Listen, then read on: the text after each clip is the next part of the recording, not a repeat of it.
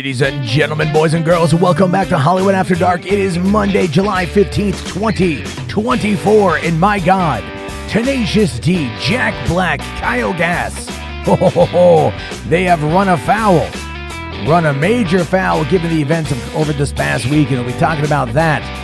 The Disney hack, Kevin Feige on the future of Marvel, Terminator Zero, folks, a whole lot more. It's Hollywood After Dark. Let's fucking go.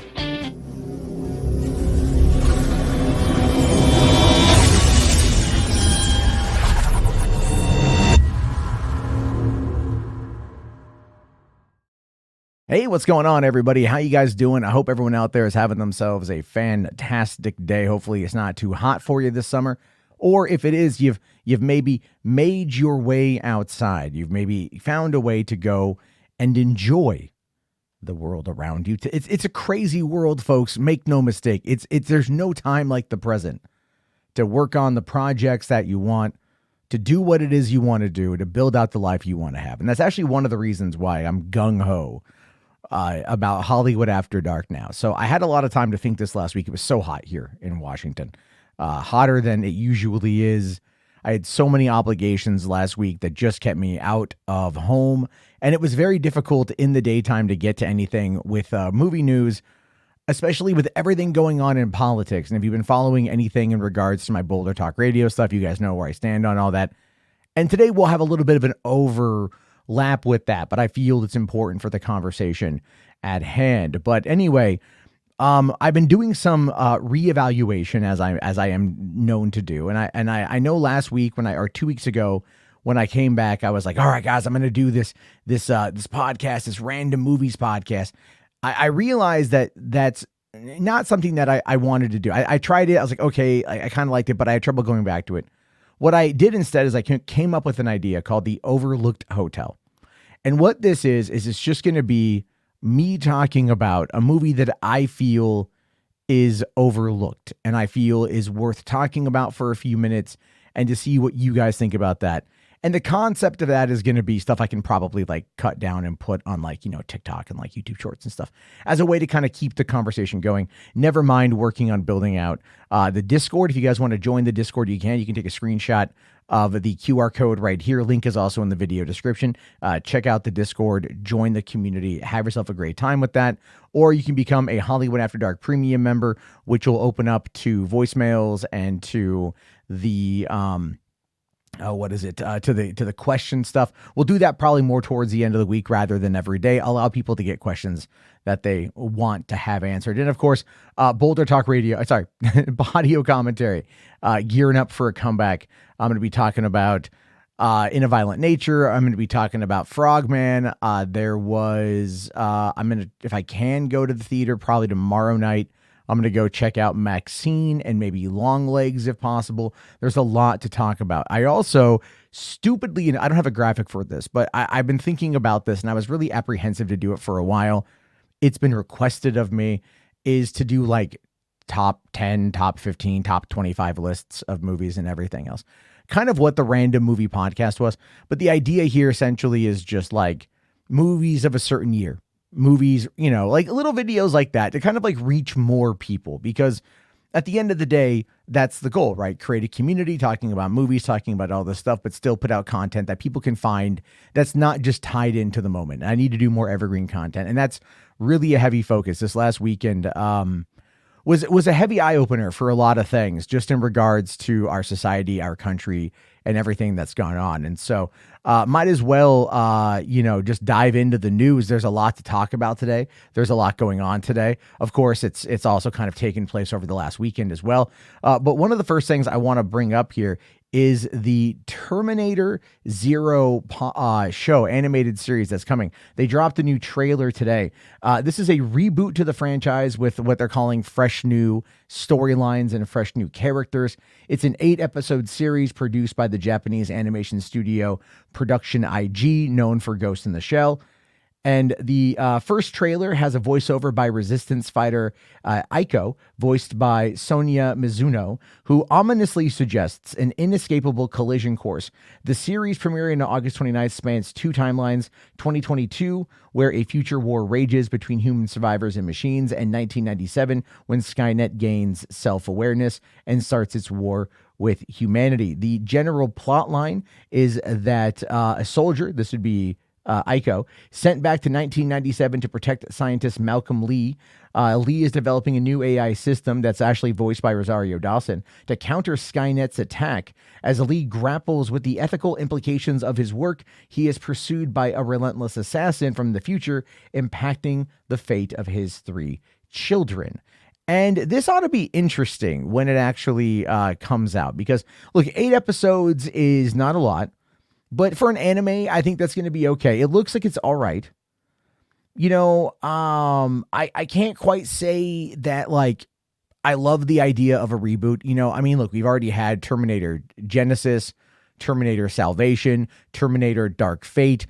I mean, like, a lot of people like those movies. A lot of people don't like those movies. I'm actually a fan of, like, all the Terminator films. I feel Dark Fate was, like, heavily overlooked, and I might talk about that for the Overlooked Hotel, because I feel it's like a movie that a lot of people just shat on when it came out, but it's not bad under any capacity.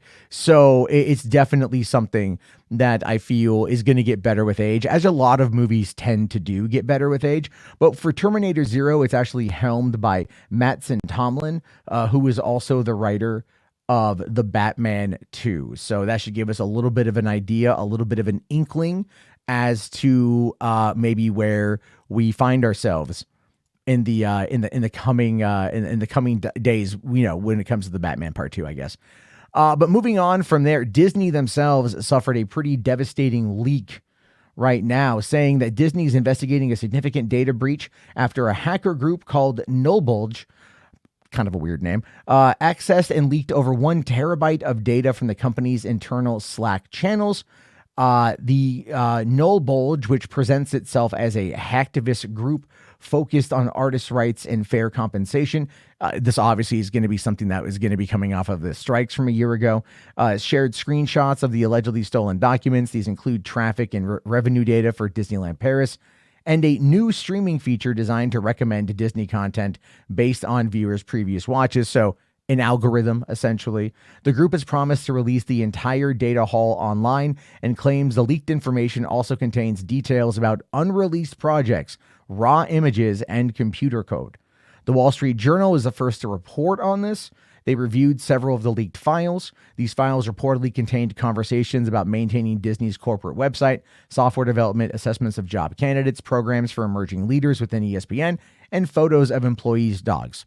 And also data going back to at least 2019. So they've got data for the last 5 years. It's a lot of doggo photos, right? A lot of doggos. Gotta love the doggos, folks. Corgis or death, basically. Although golden retrievers I like, and Labradors are okay as well, you know. But I don't like little dogs. They're creepy. A Disney spokesperson did confirm the company is investigating the matter, as the breach affects Disney's extensive operations, like its film and television studios, Marvel and Lucasfilm mentioned specifically, Disney Plus and Hulu, and ESPN and their theme parks. And a lot of people are kind of like talking about the Sony hack from 2014. Can you believe it's been a decade since the Sony hack? It's been a decade since, like, the Fappening. Look that up, by the way. And the Sony hack, which is wild to think about. This could be very devastating for Disney. However, if they're not leaking out fully finished movies before they hit theaters, I don't think it's going to be as big of a deal, considering that we are on the precipice of, freaking, what is it called? Oh man, if I could think for right now, I can't think right now for some reason. We're on the precipice of Deadpool and Wolverine. All right, we're very much on that, and we have to remember that that's going to be a pretty big deal when that drops here in 10 damn days. Actually, speaking of Kevin Feige, he was interviewed by Deadline, answered 5 questions about what to expect with the superhero pick renaissance, because it kind of has to be at this point. Deadpool and Wolverine have got to kind of usher in a whole new timeline. They've got to usher in a whole new world. They've got to do a lot. And Feige, I think, is absolutely aware of what's going on. He's aware of what needs to be done. And he's going to talk about it a little bit in a Kevin Feige-esque way, the cryptic way Kevin Feige does it. So here's what we know. Comic-Con, God damn it, by the way, Marvel will have 2 panels at Hall H this year. 2 panels. That is wild to me. That goes to show you that Comic-Con needs that bump in the arm. And for anyone out there who wants to see anything else in Hall H for those 2 days, you're screwed. You're absolutely fucked if you are wanting to get in for anything else. But here's what we know. The special on Thursday will feature Kevin Feige, Ryan Reynolds, Hugh Jackman, and Sean Levy. And they will be having a special Deadpool panel. This is going to coincide with the release of the movie. By the time this panel comes out, most people will either be getting ready to see it. Like, it's going to be on Thursday. So the first day of the show, they're going to do this.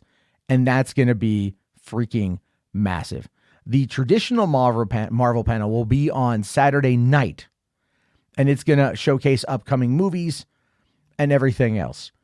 Right now, there's also apparently, like, Kevin Feige is realizing that we're kind of entering into what's known as the edgier Marvel Cinematic Universe, this being with Deadpool and Wolverine, the first R-rated movie underneath that banner. And it's not even under the 20th Century Studios banner. It is under Marvel Studios. It's under Walt Disney, or Disney Studios, whatever they're going to be doing here.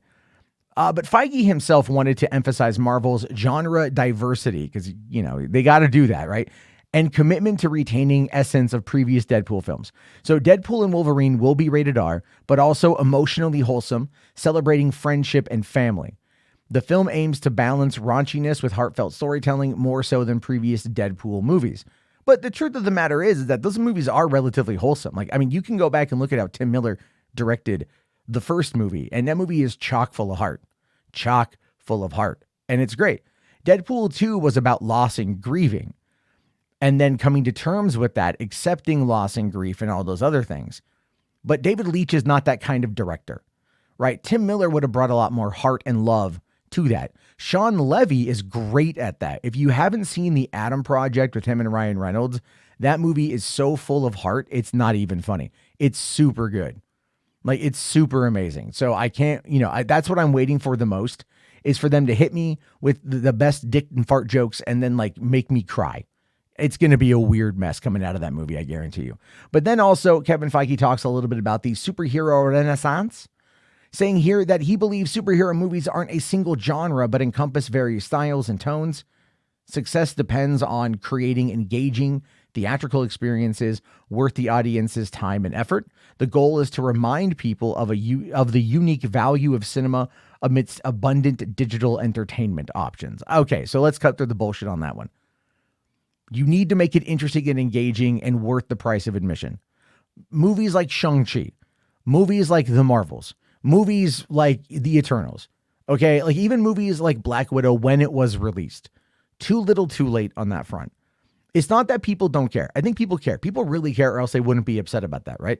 But what they want are things that are going to be engaging and interesting and maybe groundbreaking, and they want it to feel new and fresh again. The problem with everything post Spider-Man Far From Home, that being the epilogue of Phase 3 and the Infinity Saga, is that they've taken their sweet-ass time getting everything else going. Now, granted, they've had the pandemic, they've had the strikes, they've had problems outside of their control, but they are now in a position where they have no choice, no effing choice, but to make this thing as big as they possibly can. Also, he talks about launching new characters. So Feige is confident in Marvel's ability to introduce lesser-known characters successfully, as demonstrated by Iron Man and Guardians of the Galaxy. Those are his examples. Okay. The focus is on making characters engaging and offering new cinematic experiences. Again, this, I'm kind of reading a bullet point breakdown of this interview. The cinema, the theater, the theatrical experience is where the bulk of the money comes from. We all know this. These movies are massively expensive. And they got to make those worthwhile. And they've got to, Kevin Feige spread himself too thin in many ways. He's got to scale that back, do what he did during the first couple phases, make sure his eye is on the prize, because this is a producer-driven property. Above everything and anything else, that is directors, that is talent for writing and acting, whatever. It is all Feige. This is his vision, his baby. We know this. This is what it has to be. But then he also wants to talk about Comic-Con and says that Comic-Con is actually important, that it's actually crucial for Marvel. It connects the comics roots with the movies, games, and more. Marvel has a new booth this year at SDCC, which I'm not attending, so I won't be able to check out. But they also like it because it serves as a platform to unveil announcements and set future expectations. Feige's interview, according to the summary, really underscores Marvel's strategic planning and commitment to delivering diverse, high-quality entertainment. But the thing is, Marvel doesn't need Comic-Con. They don't. They can hold their own event. They can hold a big, huge, one-day-long event, have it streamed out everywhere, and people will watch it. Tens of millions of people around the world will watch it. There's no point in going to Comic-Con anymore. And I say this as a person who attended for 19 times in a row. I attended Comic-Con. All right. So I am very aware. I am very sentient about what Comic-Con is and what Comic-Con isn't. And Comic-Con is just like, it's almost like good faith, really. It's like everyone's talking about it. Might as well be there. Everyone knows it for that. But they could do their own thing. Much like, what was it? The DC Fandom event from 2020 and 2021, right? Like those events were interesting because I think they really did drive a lot of traffic. Marvel can do that on their own. But I do think that people who do go to the Saturday show, the Saturday panel, are going to get the first look at Deadpool. And I don't know about you, but I'm very excited for that, to be honest with you, because I'm very much wanting to see what's going to be going on with that. So, all right, couple little things here to get into before we get into the final story here. The what's her name? I don't know her name. I don't care. The Hawk Tuah, right? Hawk Tuah, spit on that thing. Apparently has gotten, she went viral, mega viral. This has changed her entire life. She's trying to currently capitalize on it. She is, out there like getting all these new followers on social media. People have been asking her to join OnlyFans. They've been asking her to do all these things. Well, apparently she's gotten several offers to star in movies, but turned them all down, saying one producer wanted to reshoot his movie's ending to include her. I've talked to these producers and said, hire an actress. She's not a professional actress. And I think that is ultimately the best thing that she can do. All right. Like, look, her name is Haley something or another, I think. She is being smart here by not jumping on the bandwagon. All right. She's being very smart by not jumping into every little thing that comes along, because it will dilute her interest. It will dilute her brand. So if she is trying in any way to get her hands on some kind of career post this, the best way for her to do that, all things considered, is to, get, to play it smart, to play it straight, and very much figure out, like what her plan is. Because if you want to do this, this is what you have to do. And that's just kind of where we are as just a culture for influencers and everything else, right? A lot of people, myself included, have done and will do multiple things that like will try to get them, you could say, back in the spotlight, get them back anywhere they need to be, sort of thing. I've been canceled before, and I was like, oh man, I would love to kind of get back to where I was before, to where I was doing this as a full-time job, because I miss doing this stuff as a full-time job. Even though I do love my job that I have now, it's very much like that. So my advice to her, 100,000,000,000%, is just pick and choose what you're going to do with your time. All right. And that's really all it is. I'm trying to find a video clip here that was posted that kind of went viral yesterday, but unfortunately the person who posted it, which you guys all know if you listen to the show, retweets way too freaking much, and I'm trying to find it. There we go. There we go. All right, let me find this here. I got to find the potato version of it because I feel that's more authentic. But here's what we know. Okay, here's what's going on. So Giancarlo Esposito has said that no one has correctly guessed who he is playing in Captain America: Brave New World. Now, if you happen to notice, I should say, that name there via Resonant Justice, right? That's our boy RJ. RJ was actually at the Fanboy Expo and asked a question, and this is what it was that he was asking. So here we go on this. All right, this is the video clip here. Audio might be a little shady. I do apologize, but that's our boy. That's RJ right there. Look at him. One's in the chat for RJ. Hello. So what I'd like to ask today, a little trailer to a movie called Captain America: Brave New World came out yesterday, and you were in it. I know you can't probably reveal to us what character you're playing, but what I'm going to ask you today was, for years you've been talking about wanting to join the MCU. So I want to ask, what is it about the character you're playing that excites you and makes you go, that's the Marvel character I want to play? The character I'm playing is a badass, and so that always excites me. And to play something in the MCU that is contemporary, yet based on these iconic comics, are really important. So for me to develop that character in line with what that character has been from its inception is a fascinating arc for me. And so in the MCU, there's room for growth, and they're geeks like we are, so they want it to be perfect. I had an incredible time shooting it. I'm not telling you who I'm playing. Because people are trying to guess and no one's guessed correctly yet. So it's been a big thing online. But it's a world where they're dealing with a very big idea. And I think most of us are wondering where our world is going. And I think this film also, Captain America, deals with that. The fight between good and evil.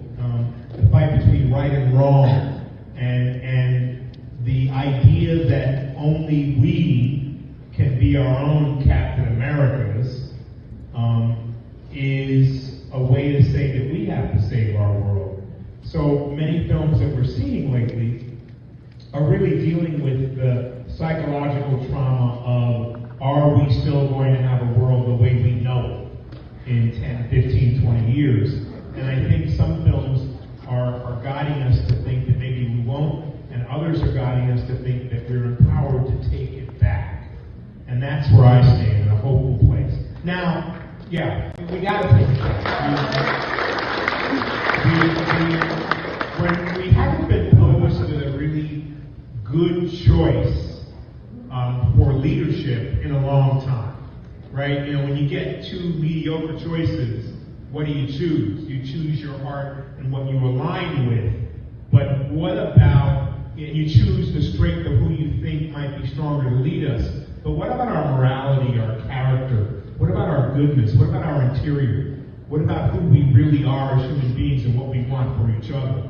And it's because we've been living in this dog-eat-dog world for so long that it's become about the I and the me, as opposed to the we and the us. And when it becomes about the we and the us, then we start to look at each other and we see a mirror of ourselves. We see our own faults, our own goodness, our own greatness, and then we're able to lift other people up. So we're in a world where most of our information is coming from social media or our phones or our iPads or our computers. And we interact with our phones as if that's a real sounding board, right? But it's not a real sounding board because it is the one that you create. What you put in is what you get out. Think about that. So it's really, really important to delineate and to allow yourselves to be in communities of people, right? This is why I come to Comic-Con. Like, I believe in being in wonder, enchantment, and joy. I believe people come here to have fun. I believe people come here to really see people that inspire them and impact their lives on the screen, and they want to meet them. That's real, that's true, that's real life. So if we can get back to some of that and start to understand that we have the power to change the structure of the way things are by voting right? We have the power. And so we need to use it to spread the word.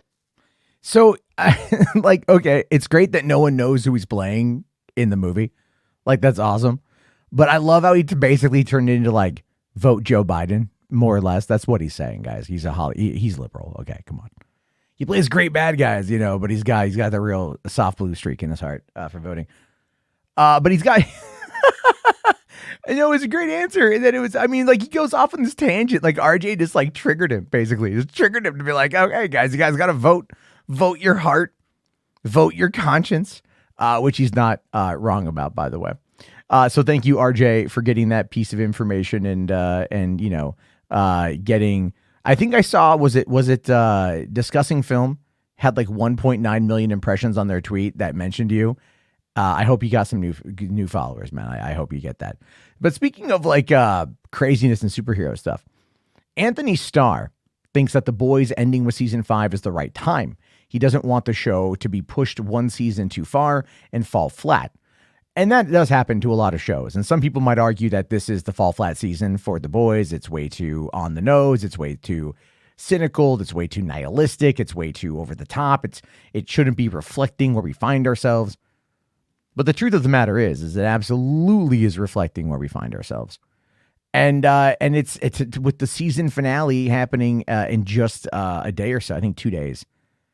And with what happened this last weekend, things are definitely going to be wild. I will not be surprised.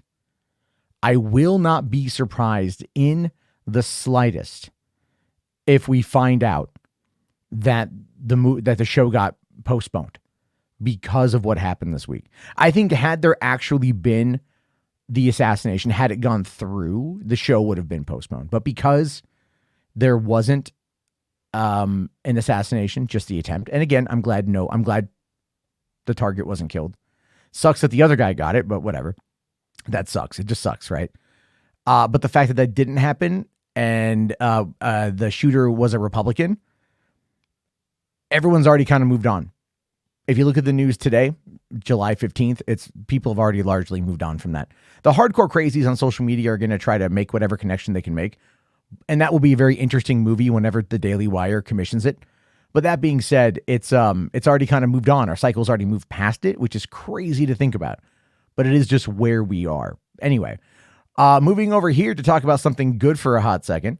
The full storyboarded version of Teenage Mutant Ninja Turtles Mutant Mayhem sequel has been finished. Someone here says there is a title also. It's awesome, but I don't think I can say it. I'm not too sure who that is. But that being said, we know Shredder is coming.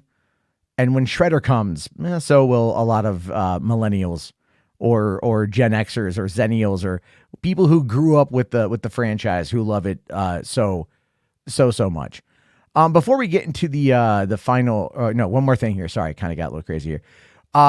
Coming out today, I don't know how true this is, but according to the president of physical media, the Toxic Avenger remake starring Peter Dinklage has reportedly been deemed unreleasable. We do not know to what capacity. Here are some of the screenshots from the movie. It is something that has been seen in some capacity, and it's talked about as being wild. If this is Dinklage right here as Toxie, holy crap, that looks amazing. I want to see this really bad. Whatever version of the film is there, release it. Release it now so I can see it. That's how we do these sort of things. That would be amazing. That's what I want to see. One of the things that's also happened over the course of the last couple of days is we have had a few deaths in Hollywood. John Landau passed away, the producer of the Avatar movies, Titanic, Alita Battle Angel. You had Richard Simmons pass away the other day. And also just earlier today, yesterday, this happened yesterday. Shannon Doherty passed away at the age of 53. She died from cancer. It's weird because I'm only 42, so she was 11 years older than me. It's weird to see this kind of stuff. I feel very bad for her. I feel bad for her family. Obviously, thoughts and prayers, all that stuff. I mean, fuck cancer, right? What more are we going to be able to say about that? All things considered, like, fuck cancer. But it is. Anyway, it's sad. And may she rest in peace. And may her family find solace during this time. Same with Richard Simmons and John Landau and anyone else who's passed away. Except for the guy who took a shot at Trump. Fuck that guy, right? Fucking asshole. You know, I mean, I'm not a Trump fan. You guys all know this. But don't try to kill the ex-president, all right? Like, that's fucked up, man. Okay? Because that brings us to, like, the final story of the night. And that, of course, is Jack Black's Tenacious... I love this, right? Jack Black's Tenacious D sparks uproar after Kyle Gass remarks, "Don't miss Trump next time." Now, Tenacious D is not Jack Black's Tenacious D. Tenacious D is Kyle Gass and Jack Black. But they are facing a lot of backlash after this controversial comment that was made at one of their shows. Let me see if I have the video here for you guys. So let me bring this one up here. It's only 19 seconds, but this is what's really ticking off a lot of people. Okay, so here we go.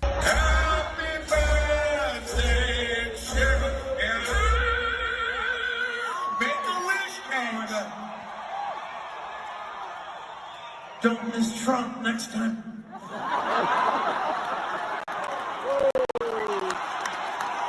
Thank you. Yeah, that's going to cause some shit, ain't it? That's going to cause a world of crap. I've seen a lot of people calling for like Jack Black's cancellation, Kyle Gass's cancellation, cancel Tenacious D. First off, fuck you. You don't touch the D. Okay. Not till I at least see him in concert, okay? Every time I try to see Tenacious D in concert, something always fucking happens, okay? I love Tenacious D. They're one of my all-time favorite bands. What he said was, I'm not going to lie. I'm not going to like sugarcoat it. I'm a liberal, all right? I don't like Trump.